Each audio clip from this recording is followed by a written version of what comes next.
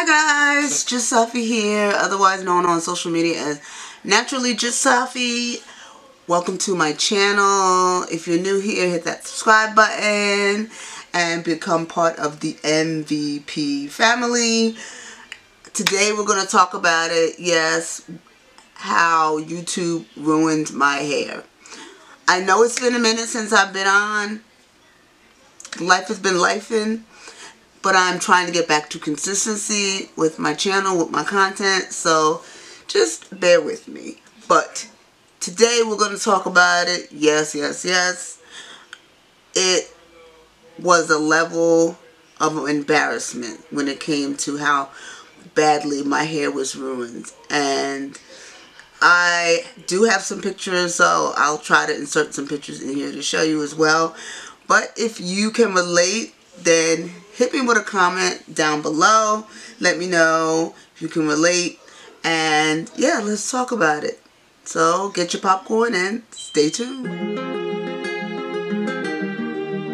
Alright, let's get started. So I have been a content creator on YouTube since 2010. And I started off because I saw people like Natural 85 and Sunkiss Alba, you know, with their amazing hair, mahogany curls. And I started watching them and I got into doing YouTube. So, years pass, I'm always comparing my channel and my hair to what I see with other content creators. I was always saying, is my hair enough, good enough, or are people going to watch my channel? My hair's, you know, doesn't look as good as theirs, so that's why I'm not having a lot of subscribers. And so I started comparing, which was the worst thing you can do. The worst. Do not compare your hair to anybody else's. Your hair is uniquely yours. It is what God has put on your head. And you just have to learn to work with the hair that you got. But I didn't really know this at that time. I was struggling with, you know, hair insecurities. So I was watching their channels and doing some of the things that they were doing. You know, the rice water I've done. I was heavy into Eco Styler gel. I was heavy into slicking my hair back and slick edges. I was into adding hair and doing the glue. I was into all of that. And I think the biggest thing that really ruined my hair was the fact that I wasn't gentle to my edges. My edges slowly started thinning more and more and more. And what did I do? I ignored the signs. I ignored everything. So I basically was just, you know, putting gel on it, swooping and slicking, and I was also buying those little things that look like lipsticks, and they come in different colors, and you can fill it in.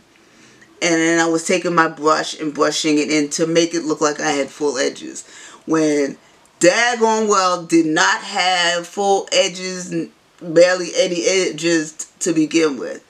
And every time that I did a video, you know, I was very insecure about, you know, the thinness of my edges. So, you know, I was trying to do what they were doing. I was trying to use the products that they were using. I was trying the methods that they were using, when I really needed to learn about my own hair, my own scalp, and my own issues that were going on with my scalp, and how to care for my hair, because the products that they use necessarily was not going to work for me, and the methods that they were doing was not going to work for me, and the way they were styling their hair was not going to work for me. And I had to come to that realization. And I think I didn't really come to that realization until I decided that I was going to lock my hair. I was frustrated with my hair. I was frustrated with how thin my edges were. I was frustrated with how my styles were not looking good. And I also got tired of the upkeep. I was tired of the upkeep. Didn't have time for the upkeep and all of that. So, you know, and then I saw Janelle B. Stewart, and she started with Sister Locks, and her hair was so gorgeous. But she was, not only that, she was talking about the freedom that she had with locks. And so I did my first set of micro locks. I did it myself, very prematurely, didn't really understand what I was doing, and it didn't turn out so well. I kept it in for maybe 2 months, and then I cut my hair and combed out some of these locks, and that was it. Then I went back to natural hair for a while, and then a year after that, after I went back to natural hair, I was like, I just really cannot do this. So I studied, I researched a lot, and I learned what method of locks would work better for me. And because my hair is more finer, thinner density, I could not do larger locks, because the larger locks, the weight of larger locks would pull down on my locks. So, and I knew that Sister Locks, not even affordable for me at all. So I started researching and found the proper techniques to do micro locks. So that's what I did. And I started with interlocking. I interlocked the roots all the way down till about maybe 1 inch of hair that was left. And that's the way that I did it. And my hair is matured to what it is now. People ask me, why didn't you keep the curly ends? At first I was loving it, but then I really like the look of the more closed ends. And so with having micro locks, I didn't have to do as much anymore. I didn't have to do a lot with my edges. And my edges started growing because I wasn't doing anything to them. I was letting my scalp breathe. Wasn't adding extra product. I wasn't adding all of that extras. And my hair grew. And, you know, but following YouTube was my downfall, you know, and I have to be honest and admit it. So I say all of this, sorry for the background noise, my husband is watching something. I say all this to tell you, yes, come on to YouTube, get the information. Come onto my channel, get the information, see my journey. If you can relate to some of the things that I have gone through, or some of the things you see that I have overcome, then, you know, I just want to give all of you guys hope in knowing that it is possible to get through it. It is possible to overcome those hair and scalp issues. And I want you to look at YouTube differently than you may have before. You come onto YouTube, you see other people's journeys, you see that you're not alone in the fact that you may be struggling with your hair. You come on and you get some information, but also you have to do outside research on your own to learn about your own personal scalp and hair. And, you know, once you learn, if you see that there's a YouTuber out there who is dealing with the same issues you are, and that YouTuber has the same, you know, density of hair, and you can kind of take some of those tips that they're giving you and showing you and use them in your routine, but use them and have them work for you. So don't just take everything you see on YouTube for Bible. I was at one point. I was taking everything for Bible and my hair was trash. But also, what made me move beyond that was because I wanted to learn how to care for my own hair and to overcome those hair and scalp issues. So not only did I just start researching online, but I also am studying now to be a licensed trichologist. Basically, I'm studying the science of hair. And I'm learning about hair and scalp conditions.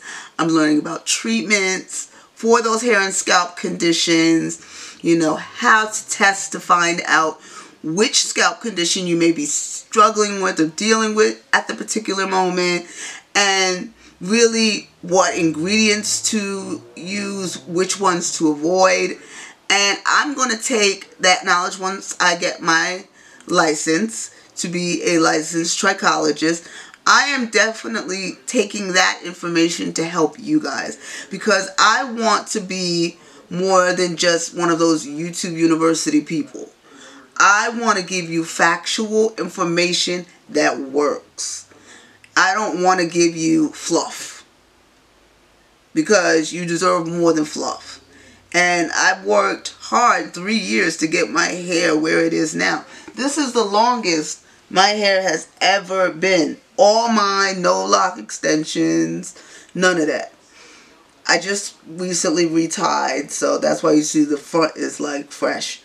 I don't do anything more than this style and wearing it down. I was wearing my braid outs and my twist outs, but I stopped doing that because that was a little much on my hair. The tension, you know, in braiding and twisting, roping that hair, it was a bit much. So I kind of am dialing back from that. So I will do this, which is loose, or I will wear the hair completely down. Or I do 2 little ones here. But I have learned to take care of my own hair and not just let somebody I see online dictate how my hair should be taken care of. Unless they are an expert. I only follow the words of true experts who've studied, who know the science of hair, and who really have that true knowledge and experience. And that's what I want to do. I want to have that true knowledge along with the experience to be able to help other people. So don't let YouTube ruin your hair. Please don't let YouTube ruin your hair. Please. If you want to, you know, have me work with you on your hair, your scalp, get in touch with me. We can really talk. I am studying to be a licensed trichologist, and I can help with actual factual knowledge, not just fluff, not just stuff that I read on a website online. So yeah, don't let YouTube ruin your hair because it sure did. It ruined mine. I'm going to show you some pictures so that you can get an idea of some of the issues I was dealing with. Mainly I was dealing with alopecia areata, and it was causing patches, especially around the crown of my hair. That's where the issues really were. And so now it's getting a lot better. I'm starting to see growth. I've been able to make some locks because of the hair that grew. And so I'm very happy and very proud. And I'm glad that I was able to overcome the ruinness of my hair from YouTube. So, you know, I just want to come giving you the real, not giving you fluff. But alright guys, I'll talk to you guys next time. Any questions, comments, hit me down below. I'll talk to you later.